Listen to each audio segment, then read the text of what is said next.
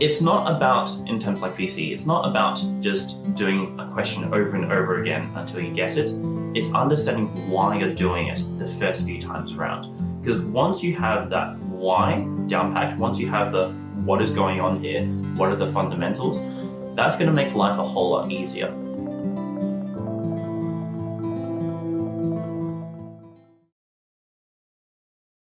Who is chemistry for and who not? I mean, in terms of like the students, chemistry I think is sort of a subject that's sort of for everyone in a way. Because like chemistry, as much as it's focused upon like, what are we in terms of like atoms and everything, how does the world interact? In a way, it's not just about the science, it's also just like how in mathematics and everything, it's like a sense of problem solving as well, right? It's a sense of like, okay, this is how I approach certain aspects of questions, this is how I'm going to replicate it, and this is how I'm going to move it into an unknown scenario. And in a way, I feel like that's not only a great thing for DC, it's just a great thing for life in general, Getting started with a concept that you're familiar with, getting the fundamentals solid and having those foundations for you to work upon. And from there on, moving on to unknown territories. So really, chemistry, mathematics, in fact, all the VCE subjects, I'd say, especially the STEM ones, in my opinion, they're definitely not just focused upon people who just really like chemistry. It's definitely got a target demographic, say, of anyone who just wants to have a general understanding of where to get started, where to go from there, and being able to apply things and move in foreign directions. Study techniques for learning chemistry, I think, comes in a very varied way of varied style, in the sense that, like, for chemistry, it's definitely not just one aspect. It's not just calculations or just theory or just memorizing things.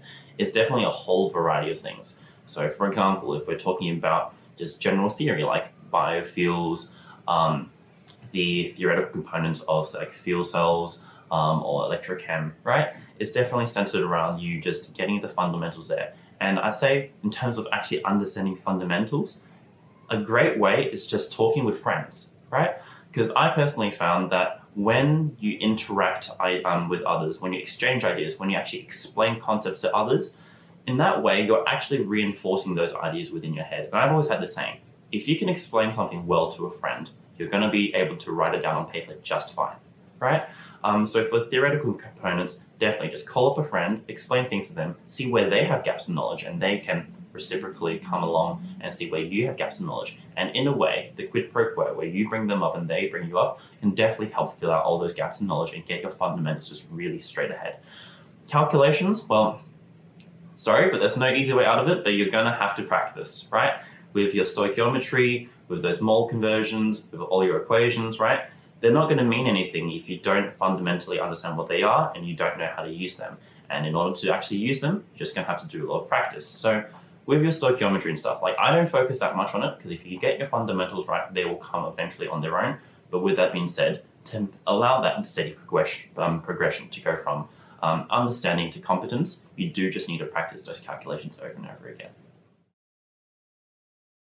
As a teacher, I feel like my role isn't just simply limited to the classroom. Of course, in the classroom, it's my job to keep students engaged, to feed them the relevant information, to make sure that everything is on track and they have a good understanding of things, having that reciprocal relationship where the students can ask me things, I can ask students, and there's that dynamic going on. That's what's important for the classroom. But I feel like the role of the teacher is also to be there for students outside of the classroom as well, right? A good teacher takes time out of their schedule to respond to students when they ask questions, to give them resources when need be. And trust me, I've got plenty of students who come very frequently just shooting me up a message on WeChat saying, Kelvin, how do I do this? Kelvin, what is this, blah, blah, blah, right?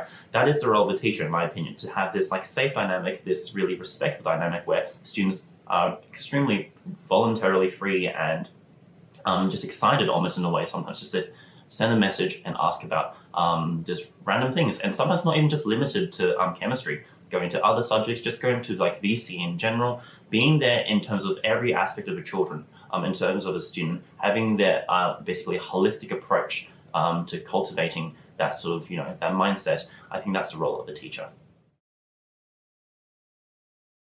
In terms of high efficient learning, I believe it's not about, in terms like VC, it's not about just doing a question over and over again until you get it. It's understanding why you're doing it the first few times around. Because once you have that why down packed, once you have the what is going on here, what are the fundamentals, that's going to make life a whole lot easier. Memorizing a process is not going to get you nearly as far as understanding the concept behind that process. So for me, generally, when I tell students to do trial exams and things, I'm not too focused upon like how many they do. Now, of course, there is a benchmark. If you only do 2, you're not going to get anywhere. But with that being said, right, the first few, the way you approach them, whether or not you write down where you get wrong, why you got those questions wrong, right, and whether or not you're actually critically seeing where can I improve, what is like psychologically and like fundamentally, where did I get these questions wrong, right? If you don't do that, you're not going to expect much improvement. But if you do that, you can end up essentially doing a lot less work than a whole lot of other people that get a lot further instead. I'm Kelvin from RL Education. See you in 2023.